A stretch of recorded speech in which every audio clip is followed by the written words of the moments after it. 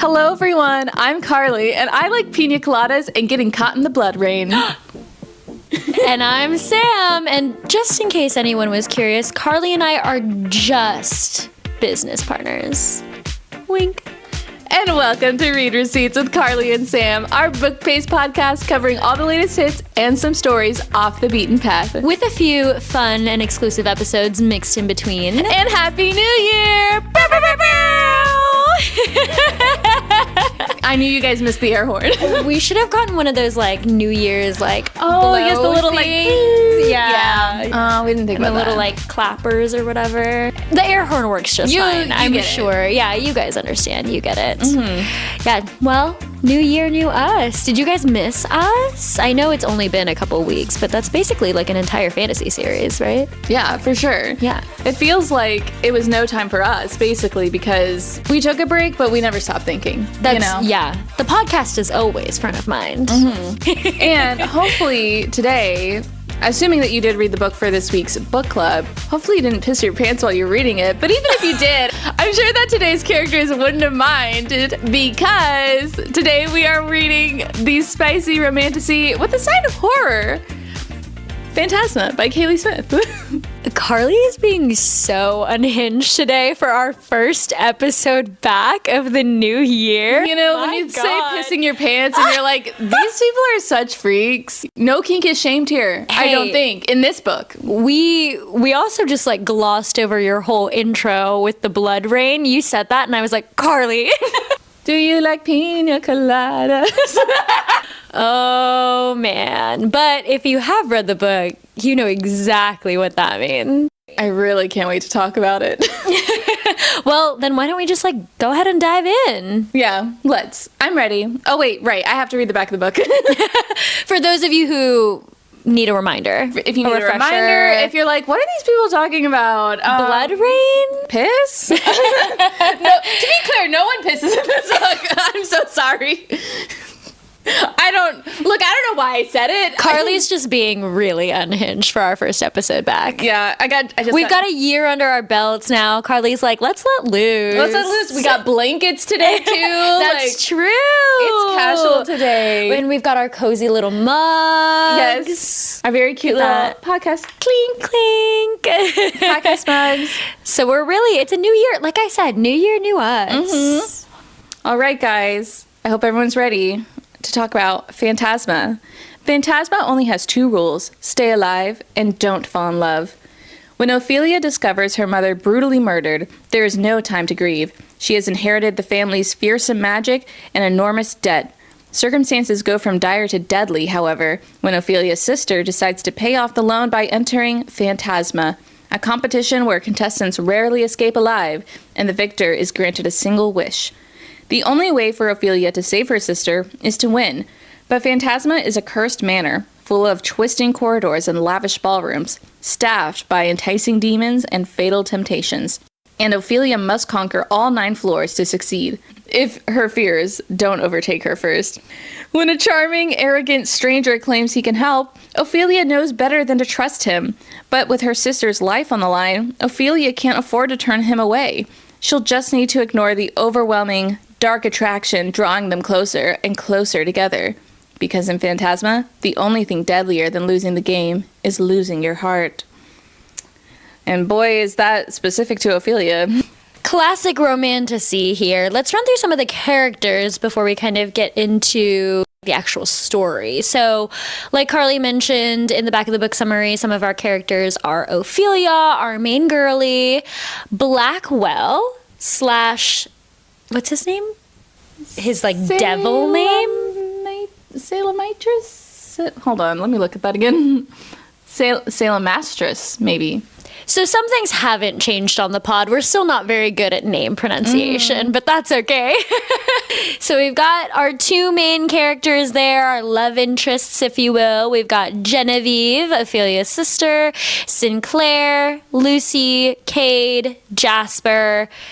some other Charlotte, another contestant, and then there's quite a few like other side characters that are kind of mentioned here and there. So, but our main ones obviously are going to be Ophelia and Blackwell, our love interests for the story, and boy, do they have quite a progression of story. Yes, they do. Here in this book. But before we actually dive too far into the depths of Phantasma, we just want to remind everyone that because this is a book-based podcast, we will be diving pretty deep into the plot points of this book, character backgrounds, theories even. So if you want to give it a read based off of the back of the book summary and some of the characters that we just talked about, make sure to pause the episode here, go give the book a read, then come on back and join us to gush and gossip about everything that goes on in this pretty unhinged romantasy story. You've been warned. You've been warned.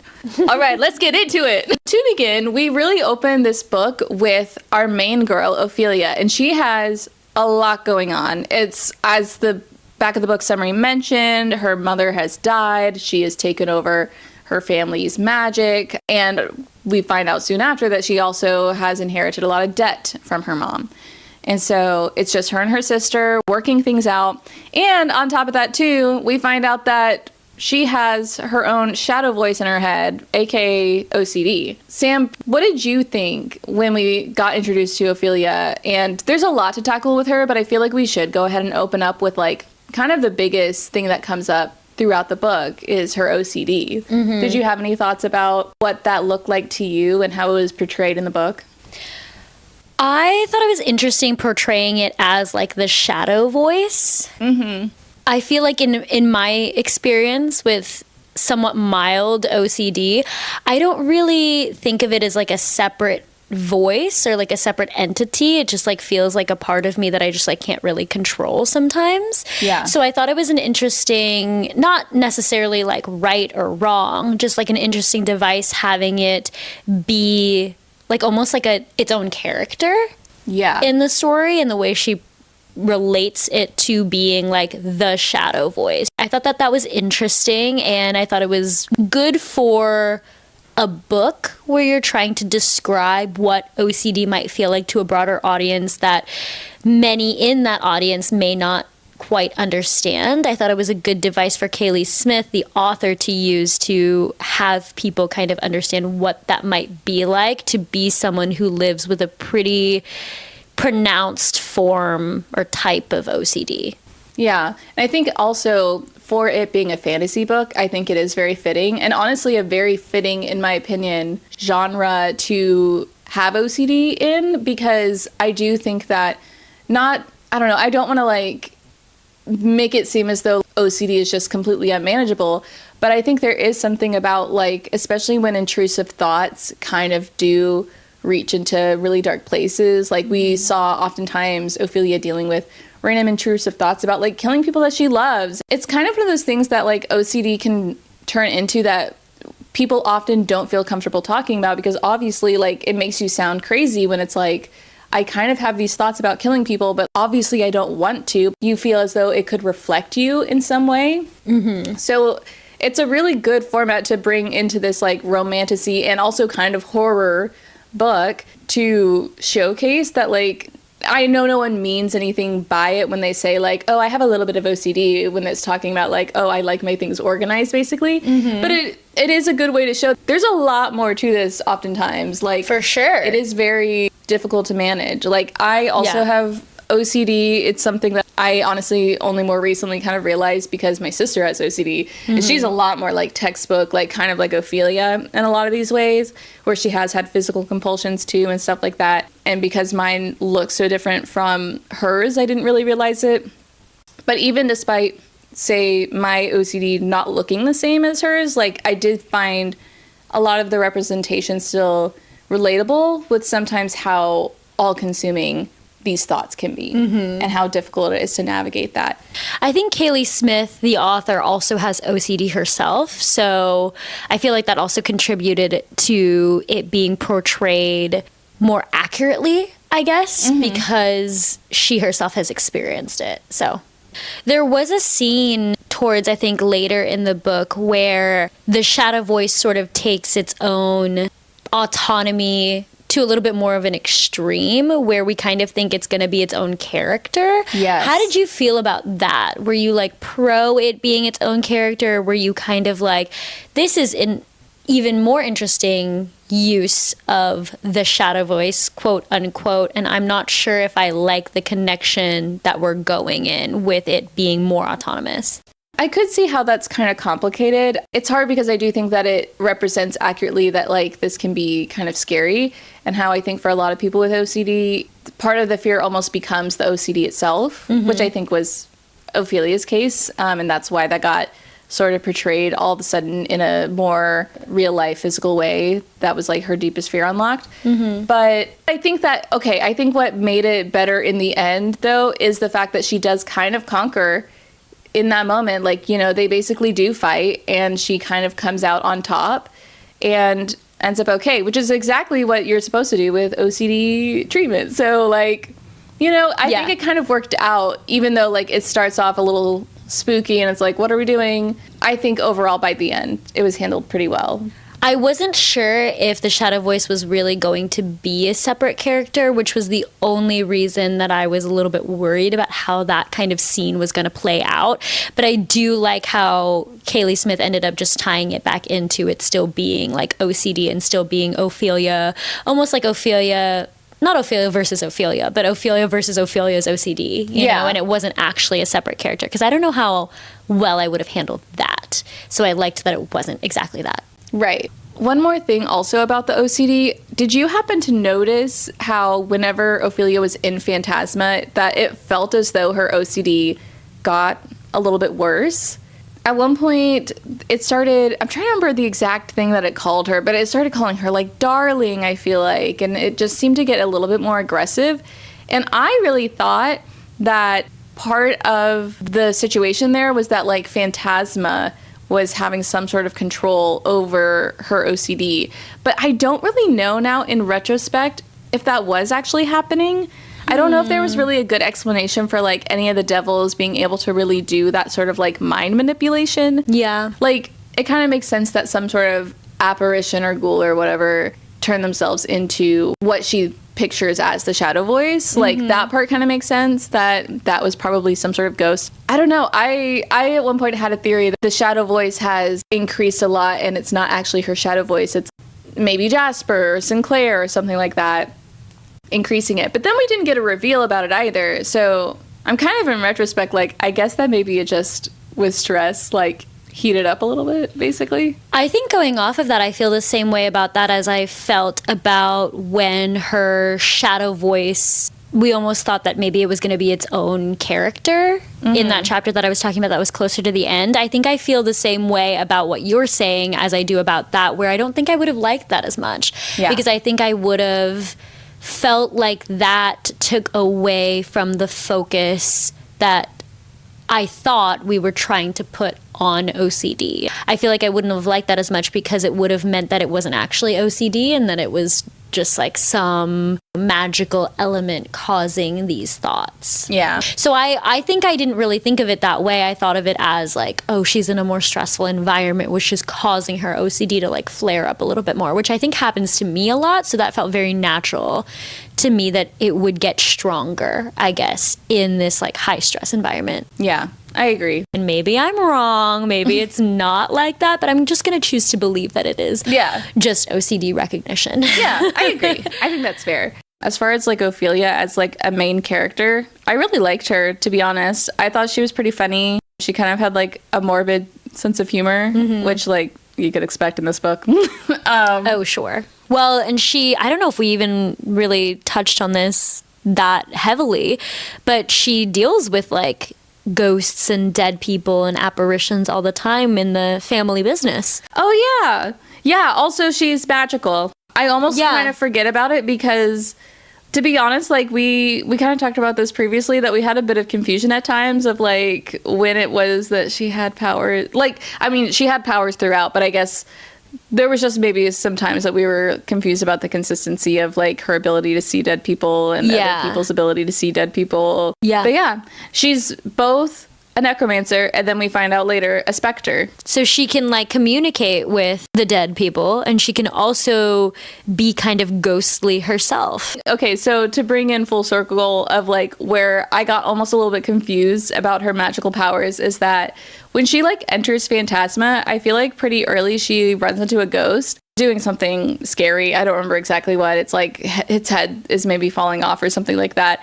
And the ghost was like, wow, you're one of very few people that wasn't like totally put off by that. There, basically, we have one reference of, okay, so people could see this ghost. And then also when they like first enter Phantasma and there's a ghost that leads them to their side of the manor where they all stay. Again, that is a ghost and they follow the ghost. So like all those people saw those ghosts.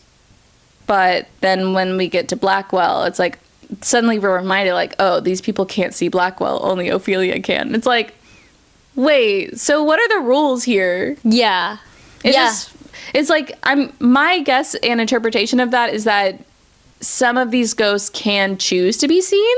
That's really what I thought it was. I thought it was on Blackwell's end of like making himself invisible to everyone that wasn't Ophelia. Yeah. Because he did that in the games too, like during all of the trials and the levels. Right. Like suddenly they'd be like, who were you talking to? Yeah. Or even for Ophelia, like moments where he was like, well, I will just be a voice because my presence is going to take too much energy or you know, whatever. Yeah. So I feel like even for Ophelia, he was sometimes visible, sometimes invisible. So I kind of thought it was just like a Blackwell thing. But outside of Phantasma, Ophelia is really the only one of the characters that we know that can see ghosts and apparitions and other dead people. So there is kind of that bit of disconnect of who can see ghosts and apparitions. Yeah.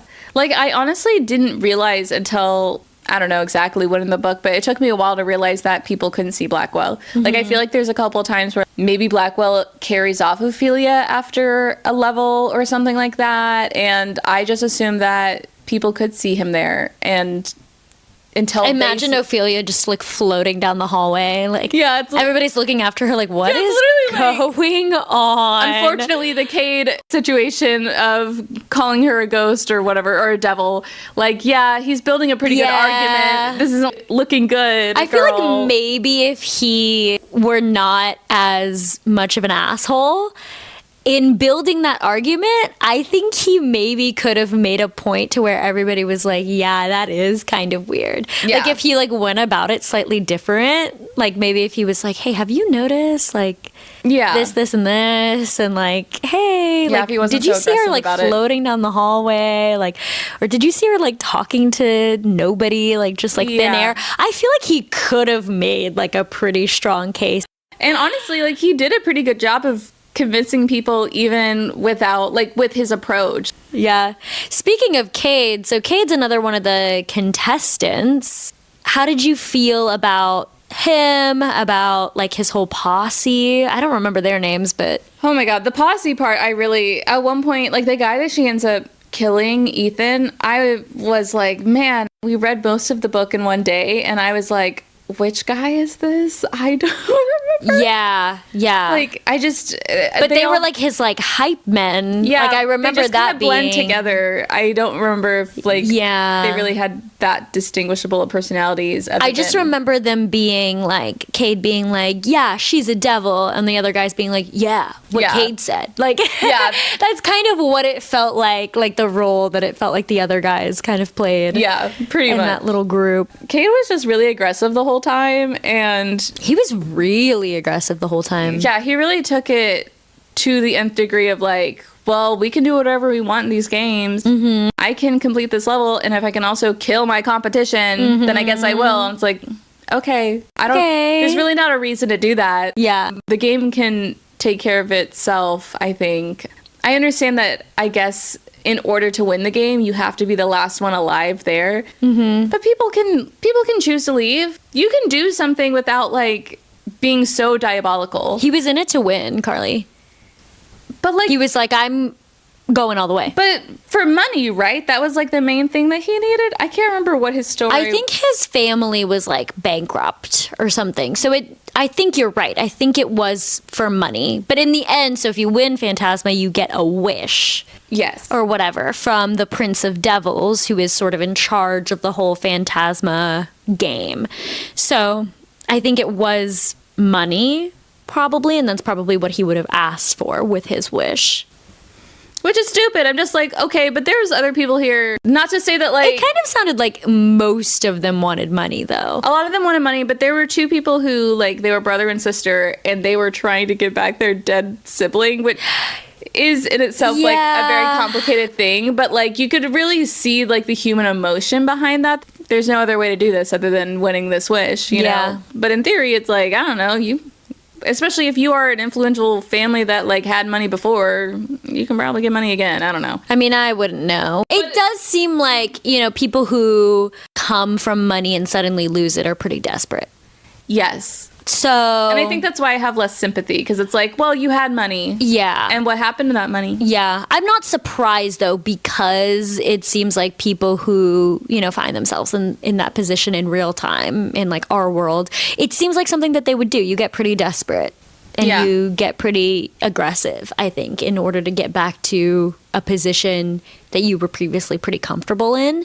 So I'm not all that surprised that Cade was as much of an asshole as he was. Yeah, for sure. And I think also that, to be honest, I think Lucy was there for the same reasons. Like, they were family, and I think... Yeah. Well, but then, you know, we talk about that, and Lucy wasn't very much of an asshole at all. Exactly. So it's like, well, there's a way to do it without being an asshole. Yeah. Cade. How did we feel about Lucy and her trying to be friends with Ophelia, and Ophelia never deciding to be friends with her? I felt so bad for her because I felt like there was really no reason not to like her. Like, she stood up for Ophelia whenever Cade was being an asshole. She overall seemed good intentioned. She was friends with Genevieve. She seemed generally nice and like a fine person. I think that for the most part, Ophelia wasn't like horrible to her, but like, she also sometimes did say things that were like, I don't want to be friends with you, so I'm going to say something unhinged and weird right now, and it would work. And it's just like, okay, this could be your friend, but whatever.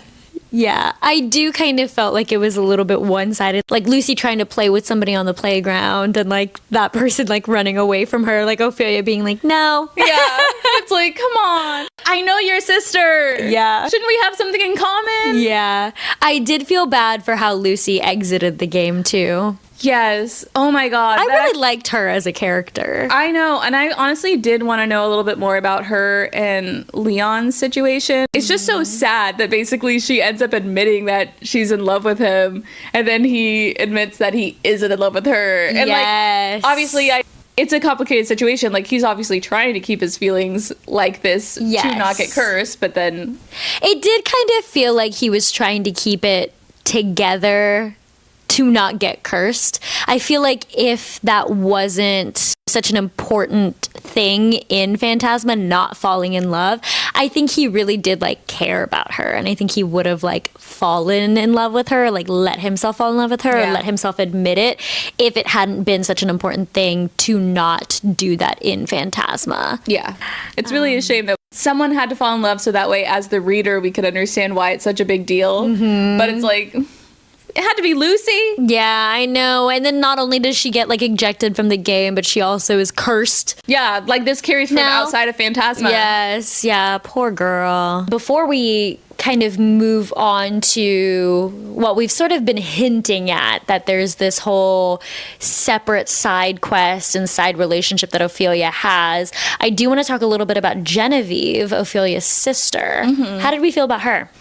I thought she was nice and fine. I didn't really have that much of thoughts around her. Although I guess by the end, when like she comes back into the story and she interacts with Blackwell, like she is pretty funny. She's a little bit more like crass, I guess, and stuff like that. I did really like her. I think a lot of the times, just in general, with genres like this, where you have, you know, a female main character and she has a younger sister, typically the female main character is a little bit more capable, I guess, and you have the younger sister who's kind of just like there. Yeah. But Genevieve wasn't really like that at all. Like, she definitely had her own personality. It almost felt like in certain situations she was a little bit more capable than Ophelia.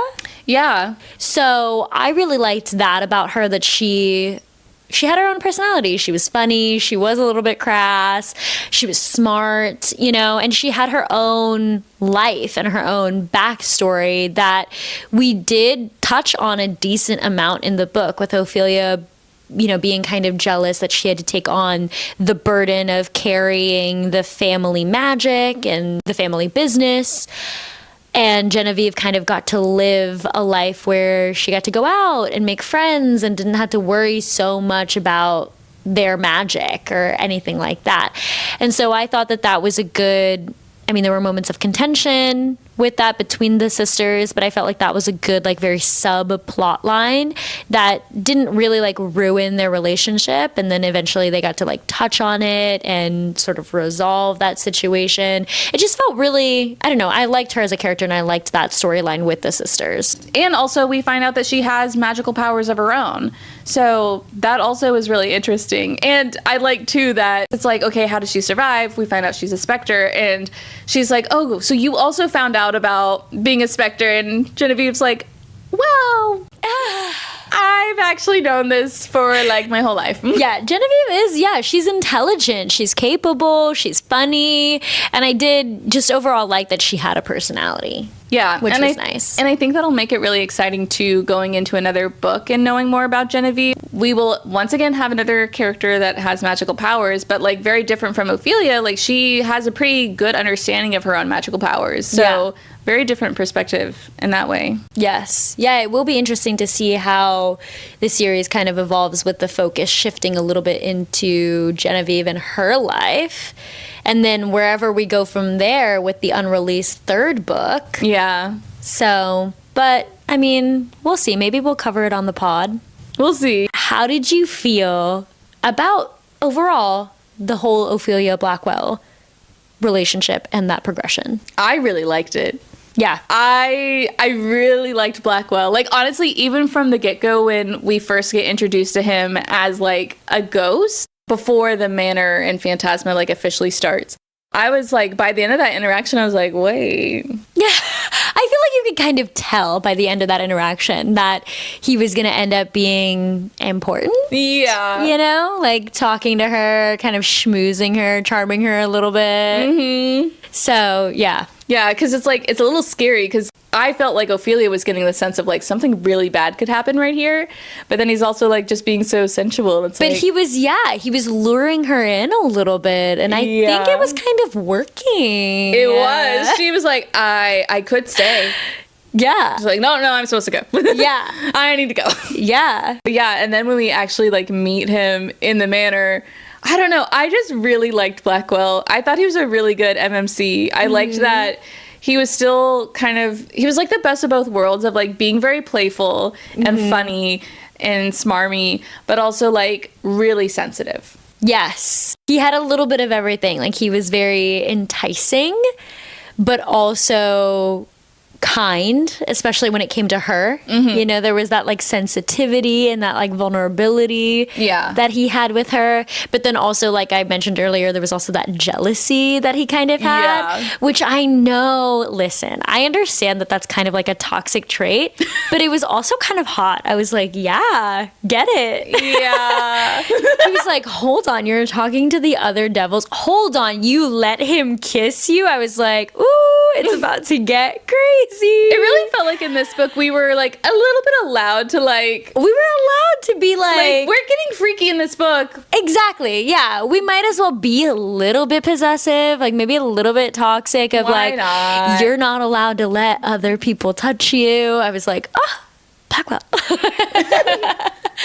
If you say so. I was like, you tell her that it's only you and her. Yeah, that's right. That's right. Obviously, I was also a big fan of the boning. Yes. It was, I gotta be honest, it was pretty hot. It was pretty hot. It was pretty freaky. It was really I was freaky. like, whoa. It really killed me whenever they finally do bone. Like, I don't know, maybe halfway through, they're in her bedroom, and an apparition or whatever, a ghoul, I don't remember which words exactly are right, starts happening, and it starts raining down blood. Oh, we know that you remembered that. and he's like, oh, let me clear this up. And she's like, yeah. She's like, it's just a little blood. I was like, Ophelia, you little freak. Like, what are we doing? I don't know. I was just like, this you're okay with? Yeah. Okay. Yeah. Interesting. Well, and even like the moments where they're like making out in like the hallway, or like Or other things in the hallway. Or other things in the hallway. Like, they're clearly in like a public space or in the library, and someone like happens to walk in on them. Like, of course this is gonna happen. You're clearly in a public space. Yeah. And it's so funny to imagine the fact that apparently this whole time no one can see Blackwell. So what are they seeing? I can't even. That's even worse than just like picturing Ophelia floating down the hallway as Blackwell's like carrying her. Picturing her like boning, but it's just her because nobody else can see him. Mm-hmm. It seems that most of the time it works out that no one sees her, but we do get this sense that Sinclair was watching a lot of those times. Oh, yeah. Yeah, so there's some voyeurism here, like, Yeah, and oh my god, that happens actually a few times, because I think there's another time too where Jasper like pops in while they're doing in the library. Oh, that was in the library. Yeah. Okay. Yeah. It's just like, guys, what is happening? And then Sinclair was in the hallway. Mm-hmm. And it's like, oh, this is like freaky. Like, it's not just like Ophelia being freaky. Everybody's a little bit freaky. We should have known from the Lust trial, the second trial, that it was going to be freaky, Yeah. We also got, I feel like it was like Jasper and maybe one of the other early devils, like all of a sudden they kind of just... They pop in. They just pop in boning. Yeah. Yeah. Yeah. So it's everybody. What else are it's these not just devils them. gonna do? Yeah, it's everybody. Everybody's boning. Everybody's freaky. So maybe that's why you have to be careful with your heart in Phantasma. Everyone's boning, so like, your heart might follow suit or something. You can't, you got to be careful. It's bone only, okay? Bone only, no feelings. No feelings, just bone. Mm-hmm. That's what they say. That's what they say. That's what I think that's the rule in Phantasma. I think that's exactly how they say it, right? In the only thing deadlier than losing the game is boning. Mm-hmm. Yeah. Yeah. That's it. It says it right there. Yeah, it's on the cover. Mm-hmm. Yeah. I know how to read. Okay, let's talk about our main man, because we talked about Ophelia quite a bit, but what about Blackwell?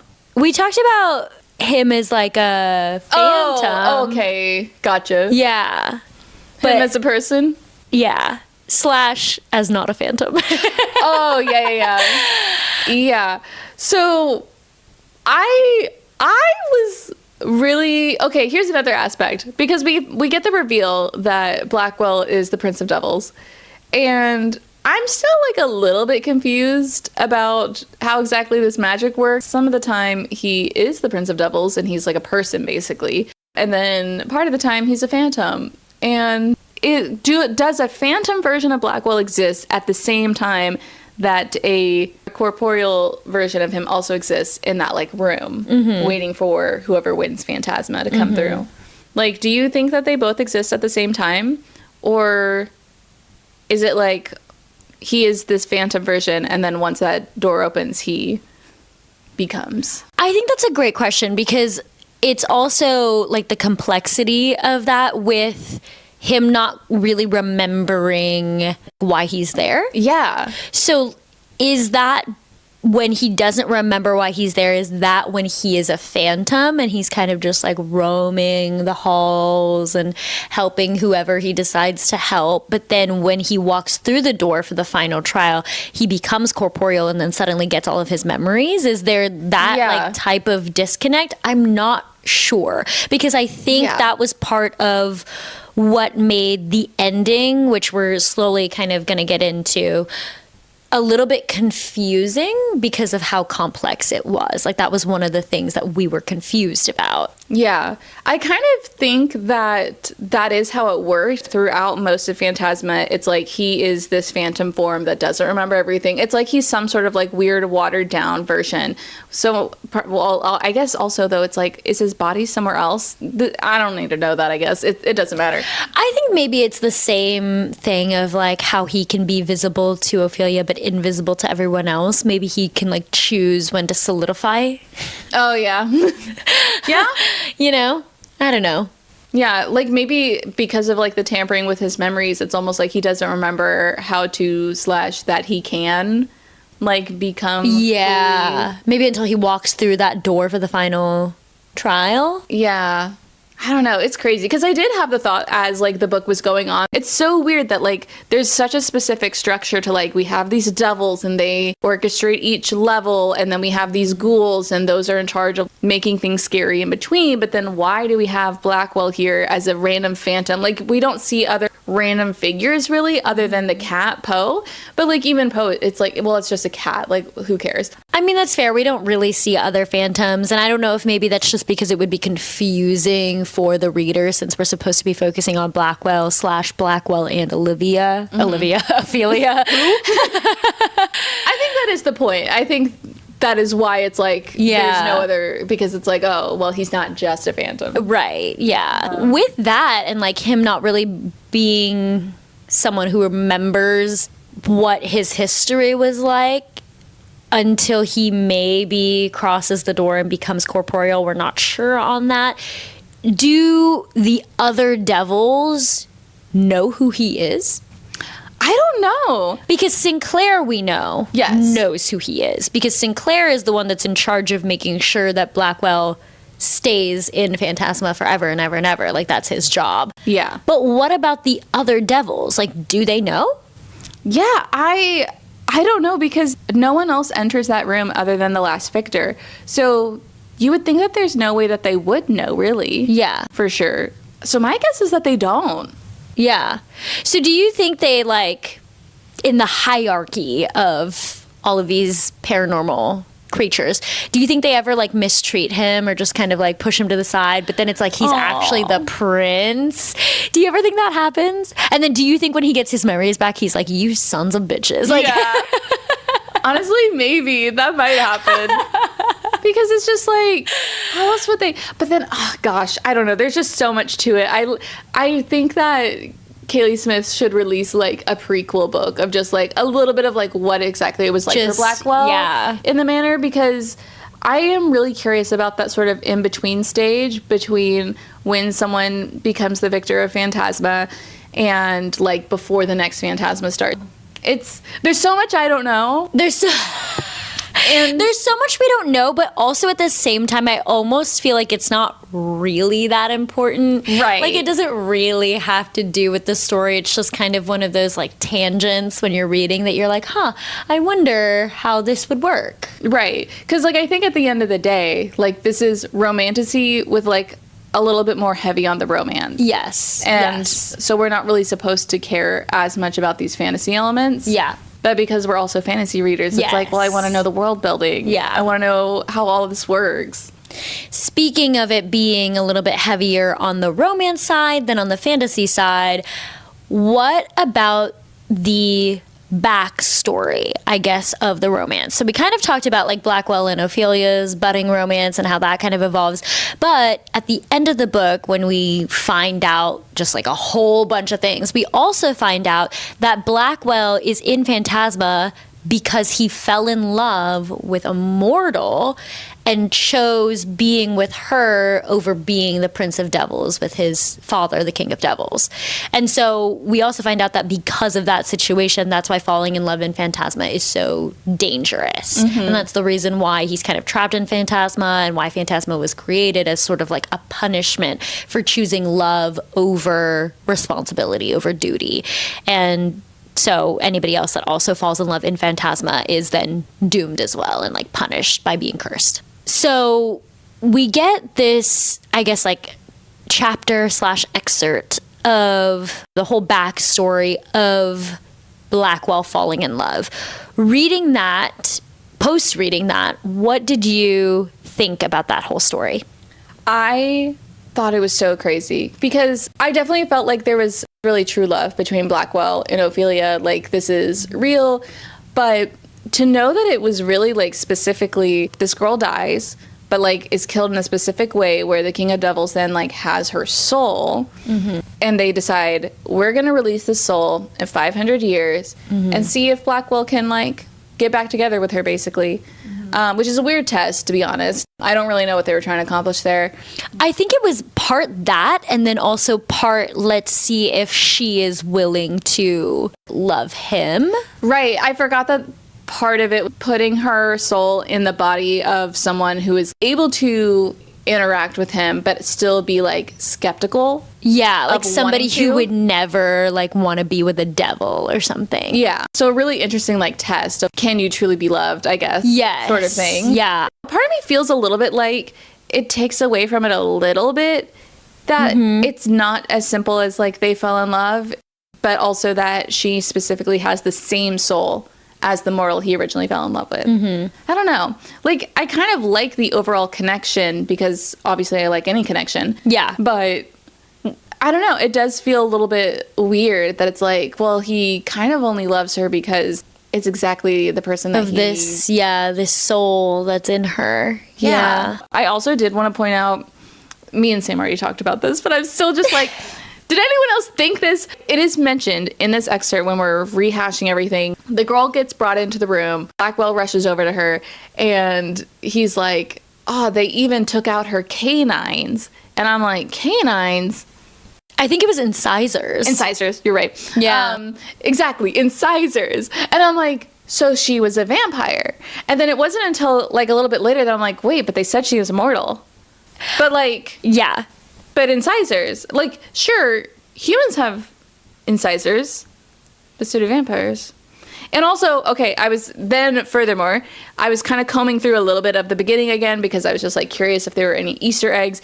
And there is a little bit of an interaction before Phantasma opens between Ophelia and Blackwell where he says something about, like, being invited into the wards or something. And she's like, what, like a vampire? And I was like...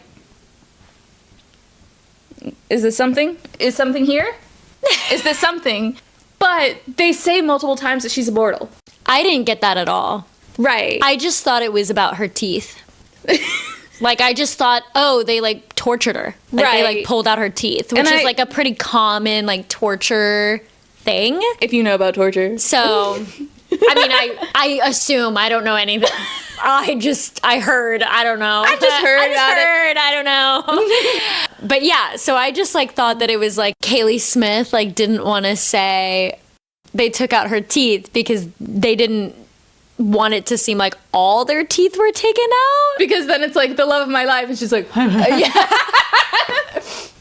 So I was like, okay, maybe that's why.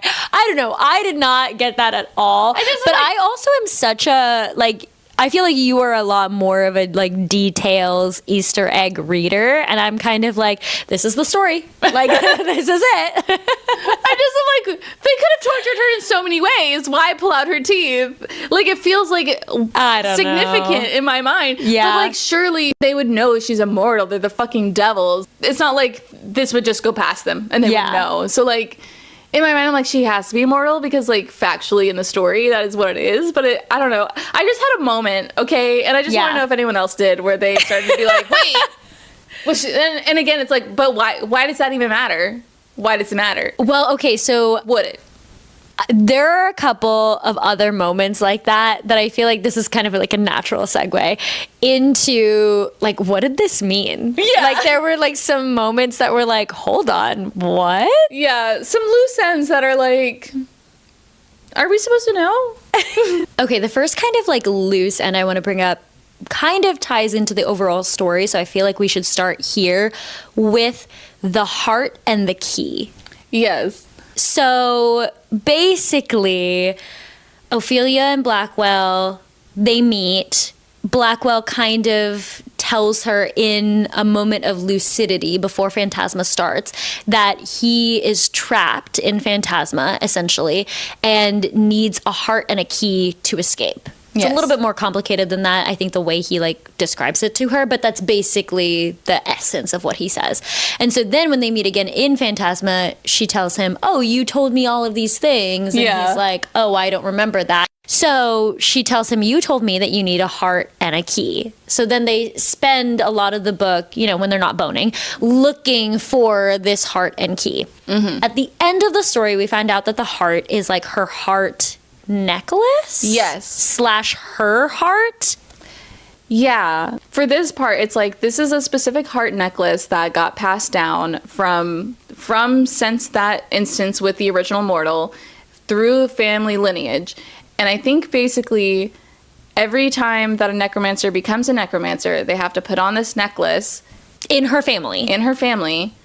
And once they get their powers, then that heart ends up being connected to their literal heart. And they have to wear it for their heart to beat. But the key? The key. Yeah. So Now we get to like the loose end sort of portion of that. Because what was that supposed to be? Yeah. I think this is a real one where it's like, we aren't meant to know. Because even in the ending, when they're kind of like re-explaining all of this, like Ophelia realizes that the heart refers to that heart necklace slash her heart, I think. He kind of even asks, like, but what about the key? And she's like, I don't know. And they're just like, right? So yeah. I think that maybe in later books, this is something that will get revealed somehow. It just feels like it should have been because there was such an emphasis on like, oh, I need a heart and a key to be free, but then he ends up getting free anyway. So did they have the key and we just don't know what it was and it will be explained later on? Or is this like a plot hole? Like, did we miss that? No, I don't think it's a plot hole. I think it's just something that does exist and we just don't know what it is. I personally feel like it has to be her soul. I think the little secret nugget, the fact that her soul is the same as that mortal soul, that has to be the key. I think it's weird, though, that it's worded as a key, though. I just feel like there is another sort of, like, placeholder word that you could use in this riddle to refer to the soul and it not be a key. Because I think that's what's a little bit confusing because it's like this imagery just doesn't really match up. Yes. So I don't know. I mean, that's fair. It could be her soul. It could be the fact that she agreed to be his new tether so that they could be together. Yeah. So essentially, Phantasma is no more. And Phantasma was what was tethering him, Blackwell, to like the mortal world. And so the fact that it will no longer exist means that he has to go back to the immortal world and can't be among the mortals in the mortal world unless he has a new tether. And so that ends up being Ophelia. They have sort of an agreement where she, I guess, is now immortal because she says yes and chooses to be his tether into the mortal world. And so maybe it has something to do with that sort of instance. But again, like you were saying, like the imagery just isn't quite there. Yeah. Although I don't know if it could be that because technically the key part would be part of the original curse. And then it's like, as a result of that, now everything's breaking down. And now he needs a tether because Phantasma is ending. So I think that is separate. Okay, so thinking a little bit more about it, I think that it refers to the key to her heart. I think that the heart referred to the necklace. And so he needed that heart necklace, and I would assume probably willingly being given that heart necklace. Like he couldn't have stolen it from her. Maybe he could have. I don't know. Yeah. But I think the other side of it is that, like, you need both her heart and you need to win over her heart. And so you need the key to her heart. And so when she admits that she's in love with him, that's that key aspect. You know, I think that probably makes the most sense. Yeah. But it just wasn't very clear. Yeah. It really obviously, like, this is like proof. Like, we really needed to like talk it through. Yeah, and I'm not really sure why we wouldn't be told that. Yeah. I don't know. It'll be curious if we do get clarity on that at some point, because in retrospect, it's like, okay, this does feel like a pretty solid answer, but when will this, knowing how the rest of the series is kind of meant to play out, I'm a little like, I don't know when this is going to come up again. Yeah. Yes. Agreed. I don't know. We'll see, I guess. Yeah. So the other aspect of this is that she admits that she loves him. Now, because of that, she has both broken his curse, and he is now free of Phantasma, but now she is cursed because she fell in love with Phantasma. Yeah. And I don't think we really get clarification also on what exactly this curse is. I don't really know. what it is. Slash was kind of confused if she was even getting cursed because Phantasma ends up breaking down because of the fact that Blackwell's curse no longer exists because he is now free. Right. That was a little bit confusing of, is she cursed? And if so, what is the curse? And does it have to do with the tether? Does it have to do with the fact that she now needs a working heart? Like, what, right. you know? There's a lot of elements because, once I'm looking back at our notes to be like, the order of events. We get to the heart and the key. That happens. She says that she's falling in love with him. Mm-hmm. As payment for setting him free, Blackwell gives her a working heart. Mm-hmm. But then we still have Ophelia possibly being cursed because of the fact that she fell in love with Blackwell. But does that curse still remain if Phantasma is now breaking down because Blackwell is free? Right. I don't know. And unknown. Because the only kind of glimpse that we get into this curse is that she kind of starts to feel pain. And then there's a moment there where, like, I think he says Phantasma's breaking down, and she starts to say Phantasma and then, like, was going to say something. And then she starts feeling pain, really strong pain. So at first my thought was like, oh, mentioning Phantasma brings her pain. But also I was like, this doesn't seem like a fair, like, what does that have to do with love? You know, compared her parents and how one fell out of love with the other, basically. And then with Lucy and Leon, they can't touch each other. Mm-hmm. So, like, this doesn't seem equitable in compared to those other curses. Yeah. So that was kind of confusing. And then also, furthermore, with this tether thing, it's explained that part of it is because Phantasma is breaking down and he needs a new tether and all that stuff, like you explained. But then also, I feel like there was wording, too, about, like, in order to break this curse, this is where also it comes up of, like, he's like, I could take your soul and then, like, give it back to you real quick. And she says no. To remove the curse. Oh, maybe that's why. But I thought so is she cursed? So maybe she is cursed. I think it did end with her saying, like, I'm cursed, but we don't really know how. Yeah. Yeah, okay, so maybe she is cursed because you're right. He does say something about, like, can I borrow your soul for a second? Yeah.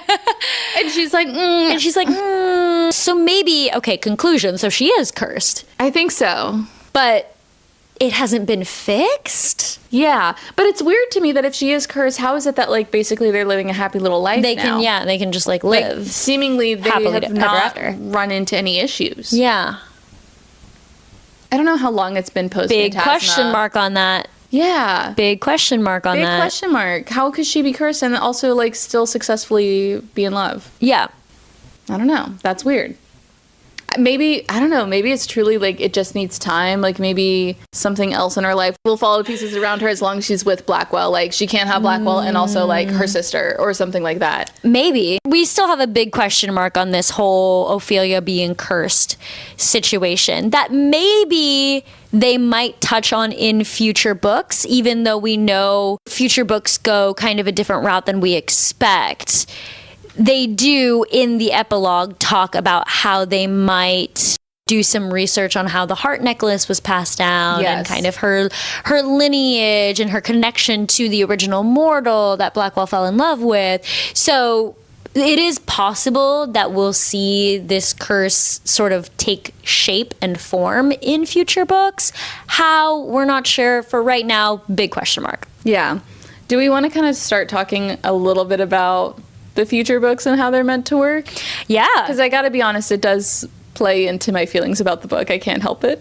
Okay, yeah. We did kind of hinted, I guess, a little bit about how the future books were going to go and whether or not we were going to read them / cover them on the pod. Yeah, because I think we were really excited about it. We obviously enjoyed our experience. Even though we have a lot of questions, it's a first fantasy book. Like, I'm sure there's more to get covered. Yeah. And then we kind of look up the second book and we find out that it's not really structured the same way that a normal fantasy would. It's almost more like how sometimes in romance series, get like one couple and then it's like, okay, there's actually a second book now talking about one of those people's siblings and their romantic interests. Kind of continuing in the same family of people, but not actually following the original couple. That's kind of what's happening because the second book is about Genevieve and her falling in love with someone. Seemingly there are still fantastical elements because that's the world that we live in. But yeah, it's not exactly following the same mystery and any of that sort of stuff. So I gotta be honest, I'm a little disappointed. Yeah. I don't know. Maybe because I do think I want to read the second book. We don't know if we'll necessarily read it on the pod, but like, I think that's something we'll probably explore in general. But yeah, I just don't really want to like leave Ophelia and Blackwell. I really like them. Even though I like Genevieve, I don't know if I want to necessarily move on to another character. I don't know. I'm a little disappointed. I am also a little bit disappointed, but mostly because it's not the way I thought we were going to go, and because I felt like there were still certain loose ends, like we've been talking about for the last couple of minutes, of all of the things that we don't quite understand from Ophelia and Blackwell's story, that I thought maybe in the second book we would expand on that a little bit more. Right. And I also thought that the epilogue sort of almost gave us a promise of that we were going to expand on that a little bit more and learn a little bit more about that. So there is a little bit of disappointment with regards to that. But aside from those loose ends, the story itself in the first book, in Phantasma, holds up. There is a beginning, middle, and end. There is a resolution to everything. Phantasma is over. She ends up not winning, but like coming out of it alive, and so does Genevieve and possibly others, we're not sure. But now it's over, it's done, and she is happily in love. How, we still don't really know. Yeah. But beginning, Right. middle, and end, we're done. So it also kind of felt like it didn't really need a sequel to me. So I don't think I was as disappointed as you were. I was mostly disappointed because of the promises the epilogue gave us. Yeah. Or that I felt like the epilogue gave us in tying up sort of these loose ends in future books. Whereas after we found out what the second book at least is about, it doesn't feel like we'll actually get those loose ends tied up. And that's kind of what I was disappointed about. But I wasn't necessarily disappointed to leave Blackwell and Ophelia, just because I felt like their story was kind of completed.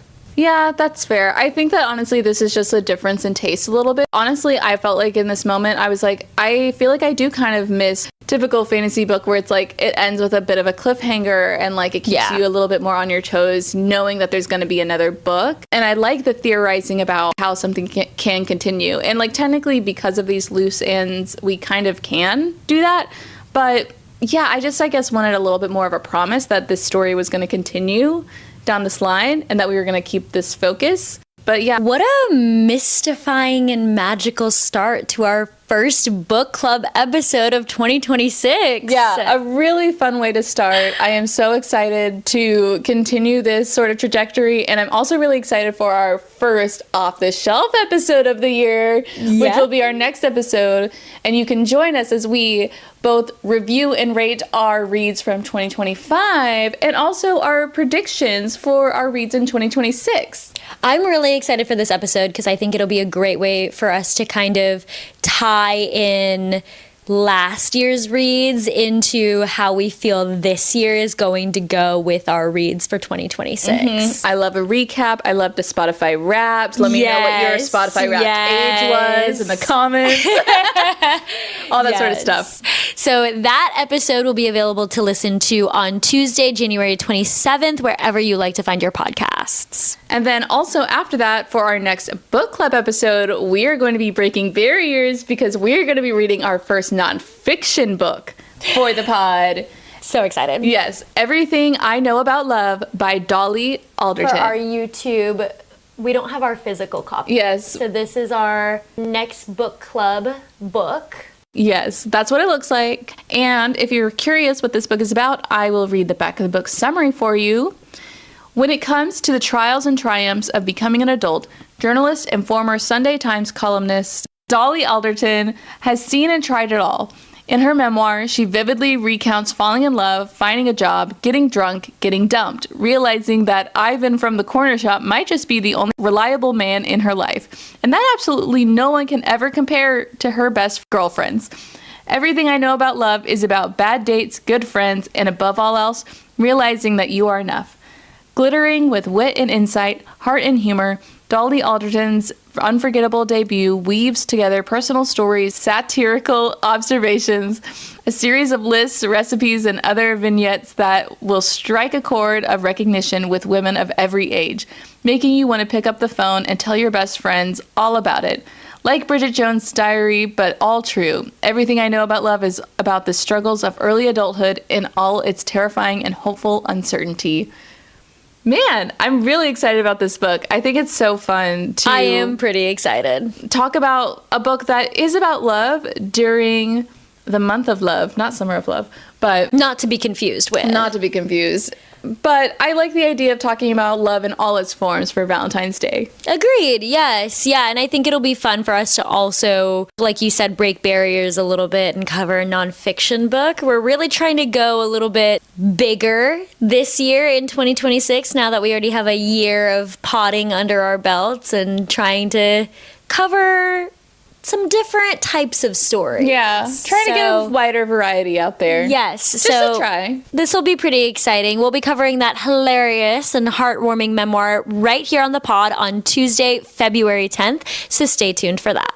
Thanks for listening to the latest episode of our hit podcast, Read Receipts with Carly and Sam, and our first episode of 2026. All of the content that you hear in this episode was curated, recorded, and edited by us truly, with special thanks to the authors of the books that we cover and Pixabay for the music that we play. Make sure to subscribe to the podcast wherever you like to listen. We're on YouTube, Spotify, and Apple Music. Yes. So make sure to subscribe to get updated on all of our latest episodes. And then for more of our content in between shows, you can follow us at the Read Receipts Pod on Facebook, Instagram, and TikTok.